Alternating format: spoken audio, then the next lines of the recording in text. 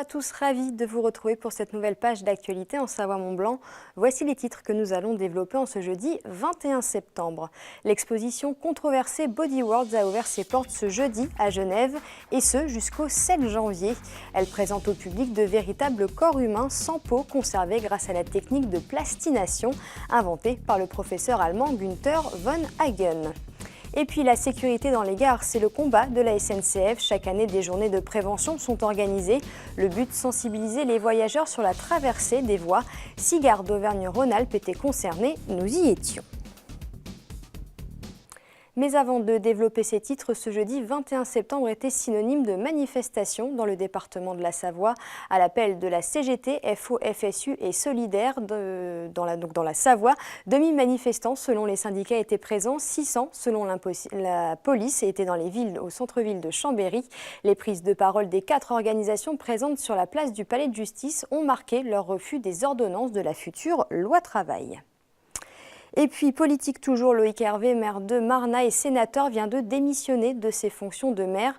Loi de non-cumul des mandats oblige. Il dit, je cite, « J'ai beaucoup appris de cette commune et de Marnat et n'ai eu de cesse de vouloir de renforcer davantage encore. À la place qui est la mienne désormais comme parlementaire et comme membre de l'équipe municipale, je souhaite continuer de pouvoir servir notre commune avec la même détermination. » Je vous le disais en titre, Body Worlds, le cycle de la vie, c'est l'exposition itinérante la plus visitée au monde, la plus controversée sans doute aussi. Et pourtant, 44 millions de personnes ont déjà vu ces véritables corps humains dépecés. À la fois fascinants et dérangeants, ils font escale à Genève. Une fois encore donc sur fond de polémique, Jean-Paul Crespi. Apprendre pour comprendre, disséquer et assembler des corps pour toucher du doigt l'anatomie et le cycle de la vie.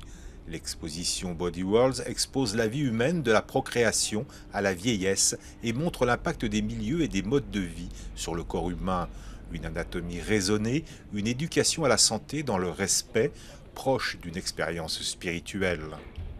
On ne sait pas très bien ce qu'on va voir quand on entre dans une exposition de ce type-là, dont on vous dit que ce sont des corps qui sont exposés. Et puis finalement, on se distancie très vite, je pense, de cette question du corps pour... en ce qui me concerne, se focaliser beaucoup plus sur la mécanique humaine. Et je trouve que la proximité quasi microscopique d'avec les organes qui composent le corps, et cette exposition vous permet de prendre conscience de ça. Et de ce point de vue-là, elle répond à certaines questions assez existentielles. De vrais corps humains sont à la source des plastinas présentées. Une technique de conservation qui stoppe la décomposition des corps et produit des anatomies pour la formation médicale et scientifique. Actuellement, 17 000 personnes se sont inscrites sur les registres du programme de dons de l'Institut de plastination installé en Allemagne pour participer volontairement à cette démarche anatomique. La mort physique est généralement invisible et c'est bien pour ça que de rendre visible des corps n'est pas dans nos schémas de pensée. Généralement, on est justement dans l'imaginaire, dans la symbolique. On ne pense pas à l'âme des défunts. Il n'y a rien de tout ça, puisque l'intentionnalité des défunts qui sont exposés est claire, précise, exposée. Donc on est un petit peu coupé, évidemment, de cette dimension symbolique. Maintenant, est-ce qu'elle est nécessaire? Je ne sais pas. Body World est une exposition sur la mécanique des corps humains, un lieu de compréhension, un lieu d'éveil philosophique et spirituel. En nous invitant à parcourir les différentes facettes de la vie, elle incitera le visiteur à contempler ce qui nous rend profondément humains. 2 fois par an, la SNCF mène des journées de prévention auprès des utilisateurs des transports en commun. En ce début d'année scolaire, la priorité a été mise sur la sensibilisation face aux traversées de voies dans les gares. Dans la région Auvergne-Rhône-Alpes, 6 gares ont fait l'objet de ces journées de prévention, comme par exemple à Montmélian, Kimberly Trivio. Plus de 400 000 personnes empruntent chaque année les quais de la gare de Montmélian pour aller en cours ou aller au travail. Un passage sur les voies ferrées potentiellement dangereux. Nous réalisons régulièrement ces opérations lorsque nous avons ce qu'on appelle des traversées de voies piétonnes en gare, c'est-à-dire un endroit où les usagers du train sont obligés de traverser les voies ferrées pour aller sur un autre quai prendre leur train. et simplement leur rappeler les règles de sécurité parce que chacun de nous est souvent pris dans son quotidien. Nous savons qu'aujourd'hui, il y a des pratiques du type le casque sur les oreilles ou le smartphone. Je suis concentré sur mon activité et j'oublie de regarder mon environnement immédiat et notamment lorsqu'il peut y avoir un danger, c'est-à-dire un train qui arrive. Donc ces règles sont des règles de bon sens mais que nous essayons régulièrement, notamment dans les gares où nous avons une forte fréquentation, de les rappeler à nos usagers. 8 accidents, dont 4 mortels, ont eu lieu en 2016 en France, sur des passages comme celui de la gare de Montmélian. Certains habitués connaissent par cœur ces consignes. Je prends le train depuis que je suis toute petite, puisque mon papa travaille à la SNCF.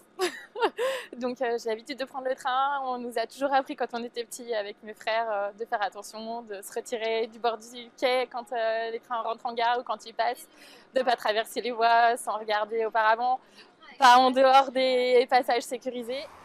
Actuellement, la SNCF mène une enquête de faisabilité afin de savoir s'il est possible de construire un tunnel ou une passerelle dans les prochaines années. Une centaine de trains passent chaque jour à la gare de Montmélian. On termine ce journal avec un portrait, celui d'Alexandra Alphonse. Elle s'est lancée dans une aventure originale, de nature créative et un brin écolo. Elle voulait que la pêche sortie du lac soit utilisée à 100% afin de réduire au maximum les déchets de ces poissons de consommation courante et pêchés dans le Léman. Elle valorise la peau afin de les transformer en cuir. Jean-Paul Crespi l'a rencontrée dans son atelier. 2 longues années de travail pour parvenir à identifier puis valider le processus de tannage des peaux de poissons du lac Léman pour transformer ces résidus de pêche en cuir pleine fleur. Un travail artisanal, parfois empirique, contraint par les tanins naturels ou végétales employés. À Meillery, la jeune entreprise construit à petits pas un vrai projet économique qui appuie son développement sur une véritable aventure technique originale. Il fallait tout inventer pour les poissons de lac alpin. Il y a un vrai travail de recherche, de fond. Après, il y a une vraie analyse de la matière au sens scientifique. Et puis j'ai dû me former auprès des experts du cuir français. Devenu membre actif du Centre national du cuir, la particularité lémanique, le poisson d'eau douce, a nécessité la mise en place d'une formation spécifique pour élaborer la formule de tannage. Pour la ferra, c'est vraiment une peau... c'est un poisson qui se nourrit de phytoplancton, hein, donc déjà il a une densité de peau qui est plus fine, il est moins gras. Donc ne pas l'abîmer, ne pas la trouer, ne pas la déchirer ou la couper, c'est déjà compliqué, surtout dans les parties de travail de rivière, écharnage.